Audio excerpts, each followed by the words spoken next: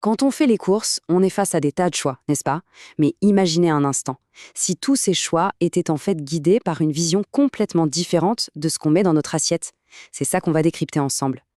Alors imaginez ça, on entre dans un supermarché et là, il n'y a qu'une seule règle. Une seule. Mais une règle qui change absolument tout. Et cette règle, c'est quoi? Eh bien la voici. 150 km. C'est tout. C'est la distance maximale autorisée entre la ferme et le rayon du magasin.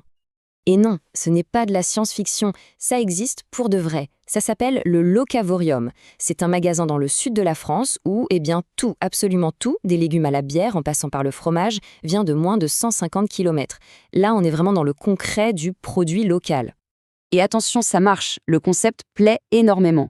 Le guide Petit Futé, par exemple, leur a mis la note maximale, 5 sur 5. On voit bien que ce n'est pas juste une petite idée sympa dans un coin, non, c'est un vrai modèle économique qui fonctionne. Bon, alors, allons voir d'un peu plus près comment ça marche un magasin comme ça. Un magasin dont la mission, au fond, c'est de retisser le lien entre ceux qui produisent et ceux qui mangent.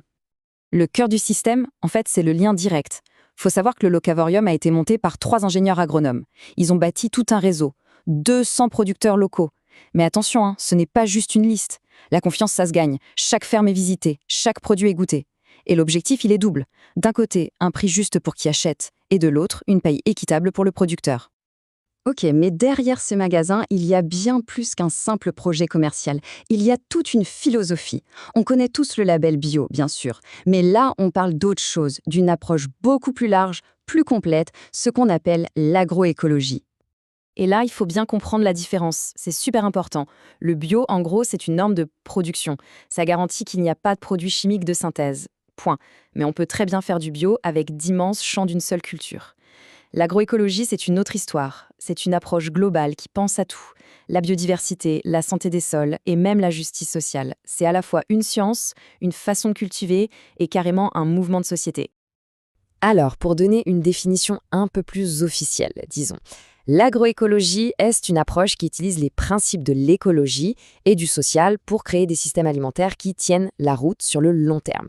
Le but, c'est vraiment d'optimiser les relations entre les plantes, les animaux, les humains et leur environnement. Bref, une vision à 360 degrés.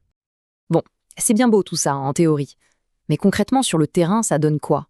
Comment on fait pour cultiver en s'inspirant directement de la logique de la nature? Alors le premier pilier, le plus fondamental, c'est la diversité. On oublie les champs immenses de maïs ou de blé à perte de vue. Là, on mélange tout, les espèces, les variétés. Et pourquoi on fait ça?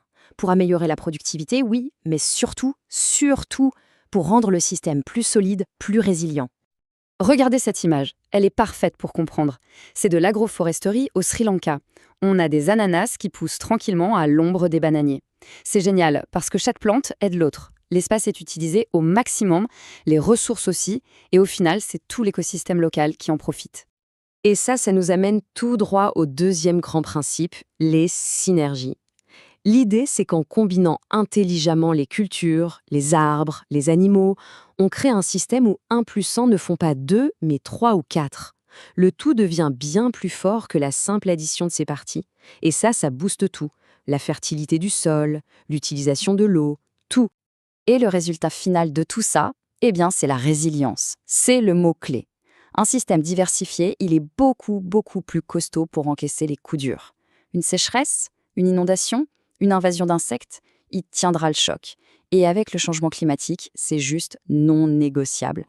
D'ailleurs, il suffit de regarder un paysage comme celui-là. On le sent presque instinctivement, non? C'est plus stable, ça a l'air plus solide qu'un océan de blé, qui lui est super vulnérable aux moindres problèmes. Alors, on a vu le côté agro. Maintenant, passons au côté écologie, mais au sens large. Parce que l'agroécologie, ça ne s'arrête pas au bord du champ. Non, ça s'intéresse aussi de très près à l'humain, au social, à l'économique. L'idée, c'est vraiment de reconnecter les gens avec ce qu'ils mangent. En fait, il s'agit de tout repenser. D'abord, l'économie. On passe à une économie circulaire et solidaire. Ça veut dire qu'on privilégie les marchés locaux pour raccourcir les circuits et jeter moins. Ensuite, les valeurs. On remet l'humain au centre. On parle de dignité, d'équité. Et enfin, le savoir. On arrête d'opposer la science et la tradition. On fait travailler ensemble les chercheurs et les agriculteurs, avec leurs savoir-faire ancestraux. Bon, on a vu les grands principes. Maintenant, revenons au concret. Comment est-ce que tout ça se transforme en business qui marche et qui change vraiment la donne dans nos assiettes? Il y a des chercheurs qui ont trouvé une expression que je trouve géniale pour décrire ça. Ça sonne presque comme une contradiction, un oxymore, le supermarché ferme.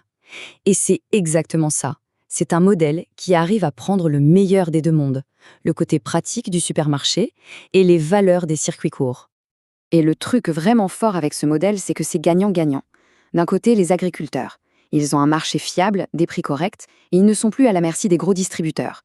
De l'autre, pour qui achète, ce sont des produits hyper frais, de super qualité, une transparence totale sur l'origine et un lien direct avec l'économie locale. C'est un vrai cercle vertueux. Et puis, au-delà des chiffres, il y a l'humain. Il y a une étude qui a rapporté quelque chose de très touchant. Les agriculteurs disent ressentir de l'enchantement et de la fierté en faisant partie de ce genre de projet. C'est énorme. C'est une reconnaissance incroyable de leur travail. Et pour mettre un visage sur ces mots, voici Brahim Meskawi, un agriculteur au Maroc. Il n'est pas seul, loin de là. Il fait partie de ces milliers, peut-être même plus, de producteurs partout dans le monde qui mettent en pratique ces principes pour vivre dignement de leur travail, tout en prenant soin de leurs terres. Donc on le voit bien, au final, on ne parle pas juste d'une nouvelle technique agricole. Pas du tout. Ce dont on parle, c'est de reconstruire tout notre système alimentaire, de A à Z, de la terre à l'assiette.